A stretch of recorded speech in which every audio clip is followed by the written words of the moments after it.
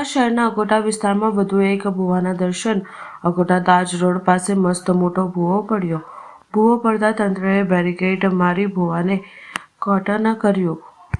ભૂવો પડવાથી અકોટાથી મોજમોડા જવાનો માર્ગ એક બાજુનો બંધ કરાયો છે। વડોદરા શહેરની અંદર વારંવાર ભૂવા પડવાથી સૌ નાગરિકો હેરાન પરેશાન થઈ રહ્યા છે। વડોદરા શહેરના તમામ નાગરિકોને બ્રેકિંગ ન્યૂઝ છે અને ખુશ ખબર છે કે ફરી વોર્ડ નંબર 12માં અકોટા વિધાનસભામાં ફરી એક મહાકાય ભૂવો પડ્યો છે તાજ હોટલની સામે।